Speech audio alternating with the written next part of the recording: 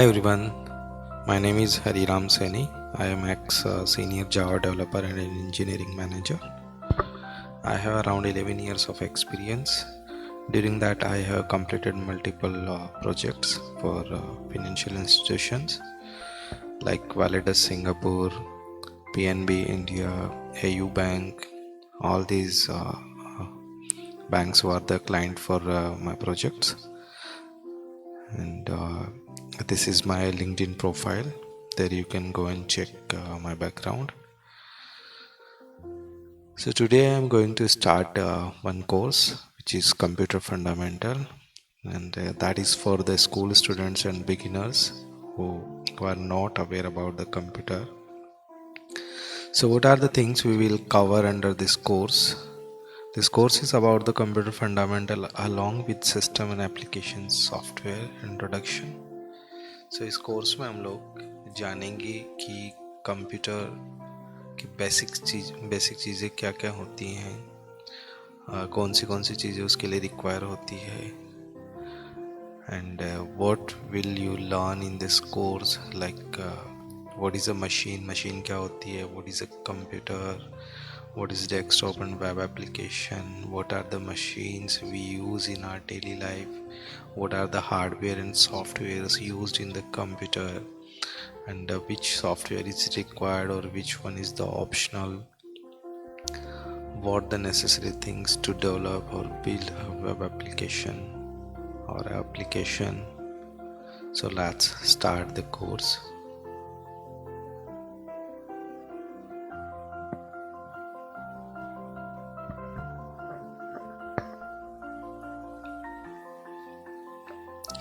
So first हम लोग जानेंगे what is a machine. A machine is a device that uses energy to perform a specific task. So हम daily life में जो कोई भी डिवाइस यूज़ करते हैं किसी पर्टिकुलर टास्क को परफॉर्म, किसी पर्टिकुलर काम को करने के लिए, और जिसे करने के लिए हमें एनर्जी यूज़ करनी पड़ती है, यूजुअली इन्वॉल्विंग मैकेनिकल, इलेक्ट्रिकल और कंप्यूटेशनल प्रोसेसेस. ये जनरली क्या होता है कि मैकेनिकल या इलेक्ट्रिकल या कंप्यूटेशनल प्रोसेसेस इंक्लूड करता है. मैकेनिकल फॉर एग्जांपल साइकिल होता है हमारा, इलेक्ट्रिकल फॉर एग्जांपल हमारा फ़ैन होता है, कंप्यूटेशनल फॉर एग्जांपल कैलकुलेटर हम यूज़ करते हैं. So all these devices are the machines. Works based on instruction given by human. Machines क्या होती हैं, वो खुद से काम नहीं कर सकती, उनको काम करने के लिए ह्यूमन इंस्ट्रक्शंस चाहिए. Reduces the human efforts and completes very fast and easily. साथ ही मशीन ह्यूमन एफर्ट्स, उनकी जो मेहनत होती है उसको कम कर देती है और किसी भी काम को बहुत ही फास्ट, बहुत ही तेज़ी से और बहुत ही आसानी से कर लेती है. So this is the simple definition of machine. एक मशीन कोई भी डिवाइस जिसे चलाने के लिए एनर्जी चाहिए होती है और वो किसी काम को करती है, साथ ही उसमें इन्वॉल्वमेंट होता है, मतलब उससे कोई चीज़ जुड़ी होती है, वो चाहे मैकेनिकल हो, इलेक्ट्रिकल हो, कंप्यूटेशनल हो, और वो ह्यूमन इंस्ट्रक्शन बेस्ड वर्क करती है और ह्यूमन एफर्ट्स को कम कर देती है, साथ ही किसी भी काम को बहुत ही तेज़ी से और आसानी से कर सकती है. It can be a simple device like lever, or can be a complex one like computer or robot.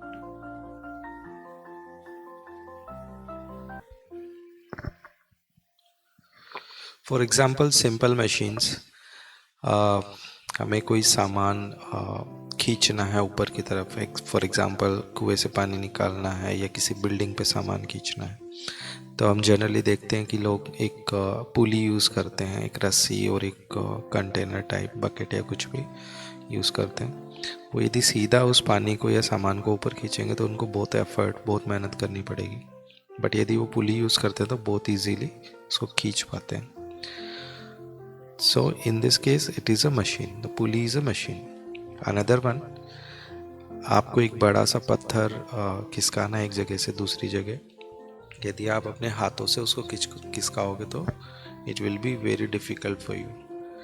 But जैसा कि इस पिक्चर में दिखाया हुआ है, आप कोई लीवर यूज़ करते हैं और उसको ट्रिकफुली उस लीवर से यदि मूव करने की कोशिश करते हैं उस पत्थर को, तो वो इजीली खिसक जाता है। So here the lever is also a machine. Similarly आपको किसी दूर स्थान पे जाना है, जगह पे जाना है, तो आप पैदल जाएंगे या दौड़ के जाएंगे तो आपको काफ़ी टाइम और एफर्ट लगाना पड़ेगा। बट यदि आप कोई साइकिल यूज़ करते हैं तो कम एफर्ट में और पैदल चलने से फास्ट आप वहाँ पहुँच सकते हो। वैसे ही एक आपको कोई लकड़ी का टुकड़ा दे दे और बोले कि इसको 2 भागों में चीर दो, हाथों से चीरेंगे तो कभी नहीं चीर सकते।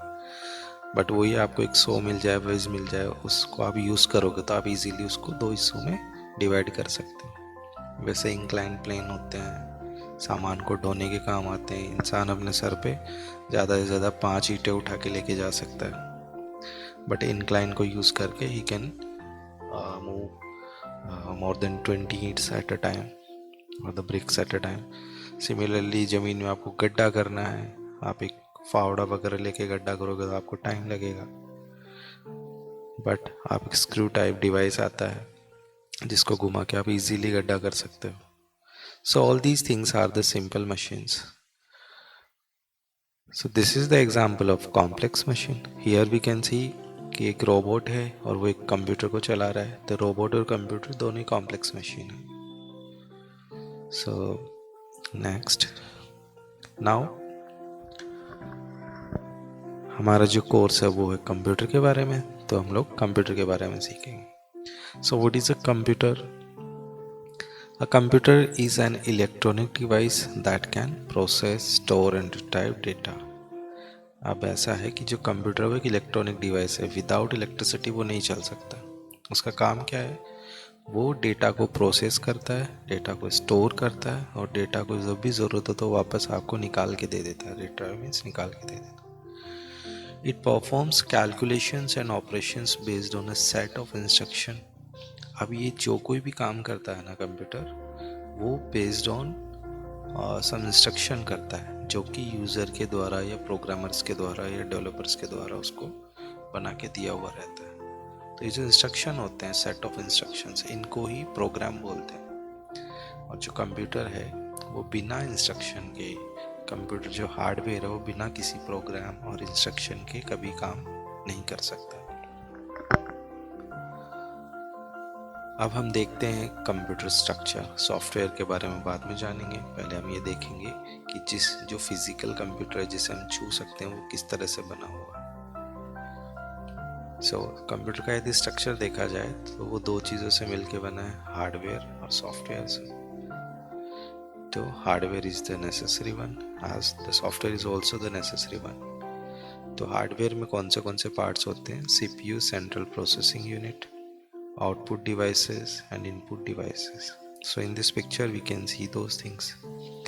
So system unit is the central processing unit only. Output devices like the monitor और printer हो गया आपका। Similarly आपके input devices हो गए कीबोर्ड एंड माउस। अब हम जान लेते हैं सॉफ्टवेयर के बारे में। अब जो सॉफ्टवेयर्स होते हैं वो 2 तरह के होते हैं। एक होता है सिस्टम सॉफ्टवेयर और दूसरा होता है application software. For example, in this picture we can see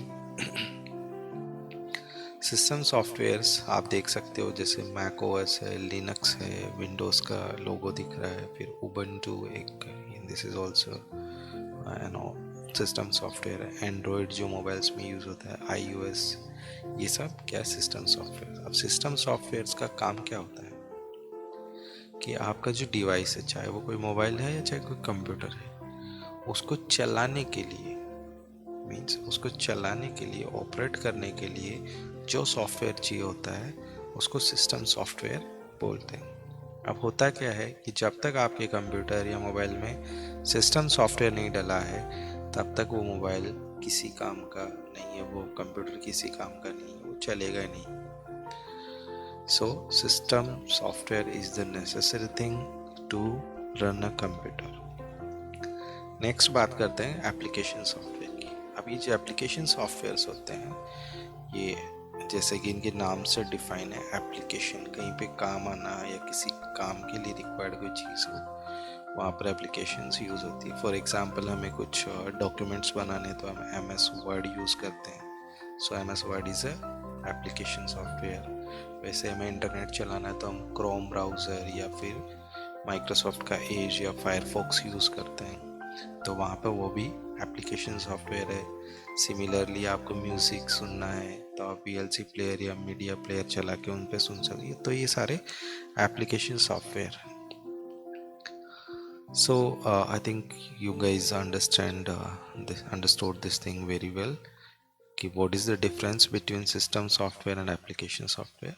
तो सिस्टम सॉफ्टवेयर होते हैं सिस्टम को चलाने के लिए, एप्लीकेशन सॉफ्टवेयर होते हैं specific to some work. Now the types of application softwares. अब जो एप्लीकेशन सॉफ्टवेयर्स होते हैं उनके भी टू टाइप्स होते हैं। First one desktop application, second one web application. पहले हम ये समझते हैं कि डेस्कटॉप एप्लीकेशंस कौन से होते हैं। सपोज़ कि मेरा खुद का कंप्यूटर है, घर पे रखा हुआ है, उसमें मैंने सॉफ्टवेयर डाल रखा है, आपका माइक्रोसॉफ्ट वर्ड डाल रखा है, नोटपैड डाल रखा है, पावर पॉइंट डाल रखा है। जब भी मुझे काम करना होता है तो मैं उनको ओपन करता हूँ, मेरे कंप्यूटर को चलाता हूँ, ओपन करता हूँ, काम कर लेता हूँ। बट उन सॉफ्टवेयर्स को मेरे पड़ोस में रहने वाले के यहाँ कंप्यूटर है, तो वो मेरे वाले सॉफ्टवेयर को अपने कंप्यूटर पे यूज़ नहीं कर सकता। क्यों? क्योंकि वो मेरे वाले कंप्यूटर के अंदर इंस्टॉल्ड है, वो मेरे डेस्कटॉप में, मेरे लैपटॉप में इंस्टॉल्ड है, तो वो दूसरों को अवेलेबल नहीं है।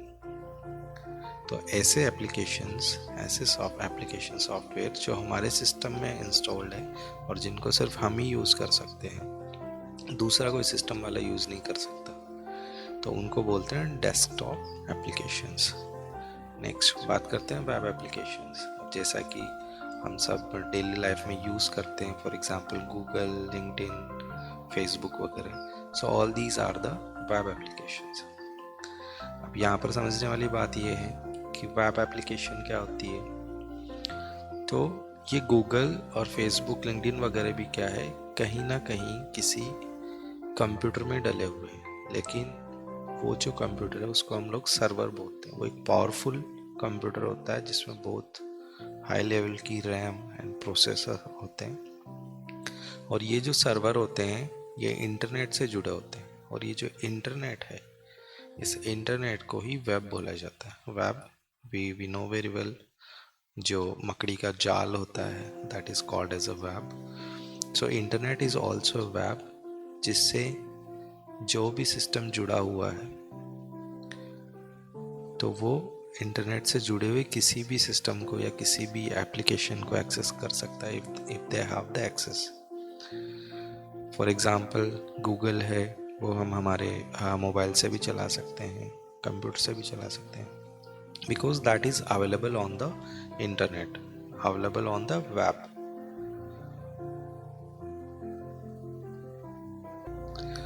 सो एज ऑलरेडी मैंने जैसा कि आपको डिस्क्रिप्शन दिया इसका, what is a web application. एक web application is a software application that runs on a web server. ये भी एक सॉफ्टवेयर एप्लीकेशन होता है, लेकिन ये किसी सर्वर पे चलता है। Is access through a web browser over a network. इसको हम एक्सेस कर सकते हैं किसी वेब ब्राउज़र के थ्रू, बट शर्त यह है कि हम लोग इंटरनेट से कनेक्टेड होने चाहिए। Unlike the traditional desktop application which are install on the local computer, ये जो ट्रेडिशनल डेस्कटॉप एप्लीकेशन उनके जैसा नहीं होता, वो यहाँ पे ये बताना चाह रहे हैं, जो कि सिर्फ लोकल सिस्टम पे ही होती है।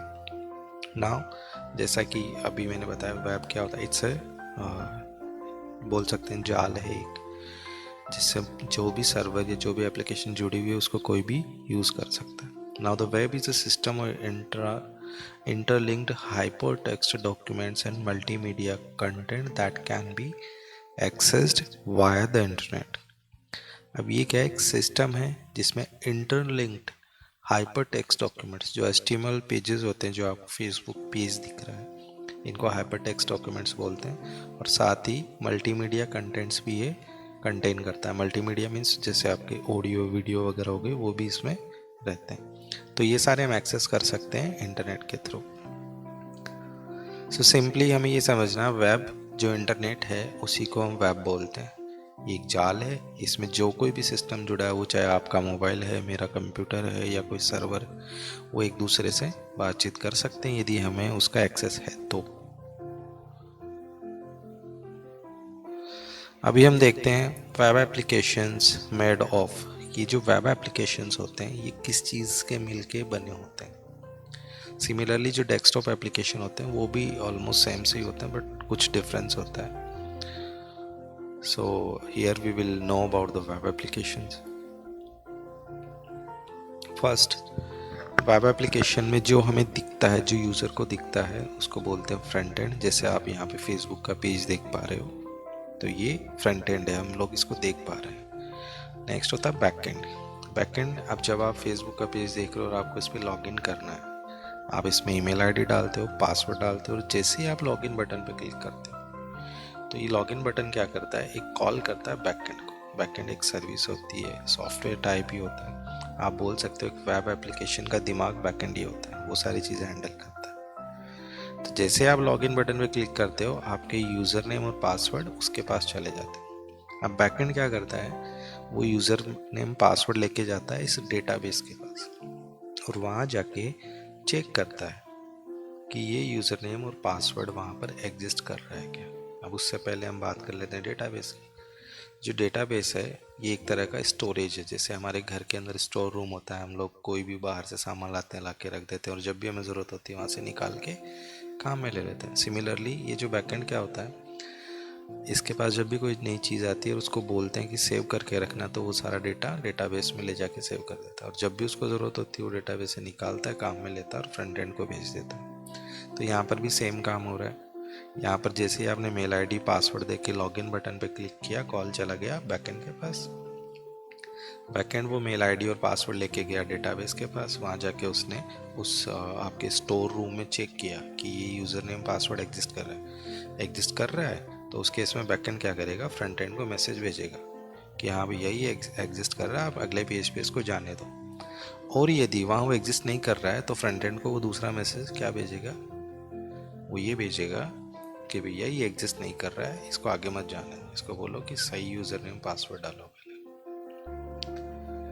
अब हम देखते हैं ये जो फ्रंट एंड होता है ये किन किन प्रोग्रामिंग लैंग्वेजेस से मिलके बना होता है। तो जैसा कि आप यहाँ देख सकते हो, फ्रंट एंड प्रोग्रामिंग लैंग्वेजेस या फ्रंट एंड के लिए काम में आने वाली प्रोग्रामिंग लैंग्वेजेस ये होती हैं। फर्स्ट होता है HTML। जो पेज आपको दिख रहा है वो HTML को यूज़ करके ही बनाया जाता है। फुल फॉर्म होता है हाइपर टेक्स्ट मार्कअप लैंग्वेज। ये जो भी फेसबुक, लॉगिन इनटू फेसबुक, फिर ये इनपुट फील्ड दिख रहा है, एक एंटर एड्रेस और एड्रेस, ईमेल एड्रेस और फ़ोन नंबर, पासवर्ड, ये सारे HTML से बनते हैं। ये बटन भी HTML से बनता है, नीचे फॉरगॉट अकाउंट, ये सब भी HTML से बनता है।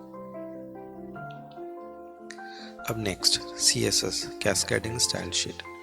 अब ये सब कुछ HTML से बनता है, दैट इज़ करेक्ट, बट ये जो हमें अट्रैक्टिव लगता है, सुंदर लगता है, इसको ये जो सुंदरता देता है ये CSS देता है, ये इसको अट्रैक्टिव बनाता है। आप इसको स्टाइल लगा सकते हो, आपको जैसा अच्छा लगे वो उसको चेंज कर सकते हो। So this is CSS। Next is JavaScript and TypeScript। So these are the script languages जो कि फ्रंट एंड को डेवलप करने के लिए यूज़ होती है, जो कि हम किसी फ्रंट एंड कोर्स के अंदर अच्छे से समझ सकते हैं। यहाँ पर आप सिर्फ इतना समझ लीजिए कि जावास्क्रिप्ट, टाइपस्क्रिप्ट क्या होती है। जो बेसिक प्रोग्रामिंग होती है जिसको हम लोग फ्रंट एंड पे हैंडल कर सकते हैं, वो इनको यूज़ करके हम लोग कर सकते हैं। नेक्स्ट बात करते हैं बैकएंड की। बैकएंड प्रोग्रामिंग लैंग्वेजेस, अब पूरी दुनिया में बैकएंड लैंग्वेजेस बहुत सारी है। For example Java, Python, Ruby, PHP, C#, Golang, Kotlin, Scala, ये सारी बैकएंड लैंग्वेजेस हैं। तो इनको यूज़ करने के लिए ऑब्वियसली पहले सीखना पड़ता है, और इनको यूज़ करके हम लोग एक वेब एप्लीकेशन बना सकते हैं। Next databases. अब 2 टाइप्स के डेटाबेसेस होते हैं, SQL डेटाबेस और NoSQL database. So today NoSQL databases are very famous.